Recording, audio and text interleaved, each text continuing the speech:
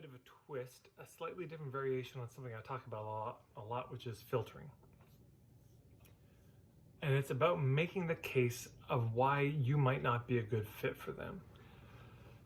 For a long time, I've said on a homepage or sales page, it's a great thing to say, this could be a fit for you if this may not be a fit for you if this. But here's the other exercise I'd invite you to think about. It's not just the nature of the course, but just you, your perspective, your approach. Why might you not be a fit for people? Maybe you swear a lot. Maybe you never swear. Maybe you, your hours are very particular. Maybe it takes a long time to hear back from you. Maybe you're very expectant of how quickly you'll hear back from your clients. There's a lot of things you could probably think about if you really sat down, like, why would somebody not want to work with me? What are all the reasons why I might not be a fit for somebody? That's very helpful to write down, and it's very respectful to put out when you're talking with somebody new, to say, look, I'm not fit for everyone, and here's why. Here's my weaknesses. Here's my shortcomings. Now, here's the way that those are actually a benefit for you. There's a great essay by Thomas Leonard you can check out called The Top 10 Ways to Endorse Your Own Worst Weakness, which I highly recommend reading, by Thomas J. Leonard. And still, it's helpful, it's respectful to let people know, this is who I am, this is my nature.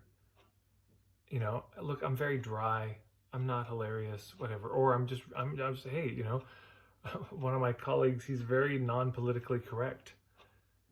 And he's got, when people sign up for one of his larger trainings, he's got a video called The Worst of his name, which I won't name, but let's say it was John, The Worst of John. And it's him just saying a lot of very inappropriate jokes.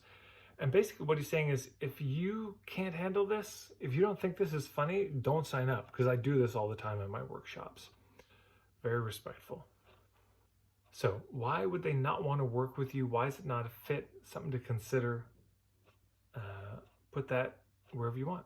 On Are We a Fit page on your website, your ideal client page, if you've got that. Also on your homepage, possibly. Or maybe even in a sales page. So there you go. That's a little idea I got from my conversation with Pamela Slim. Hopefully that's helpful. Maybe it gives you just another small little refinement that can help make sure that you're filtering, so that the only clients who work with you are ones who are definitely a fit. Thanks again for coming by. If you go to my website, marketingforhippies.com, you can get a free starter kit. The starter kit will give you a lot of the foundation that you need to begin in marketing. If marketing feels gross and uncomfortable for you, I can pretty much promise that by the end of that workshop, you'll at least see a way to market that will feel wonderful for you and for everybody involved. Thanks to everyone who's subscribed. Thanks to those of you who are liking these videos and sharing them. And we'll see you here on Instagram, Facebook, or on my email list. Thanks, everyone.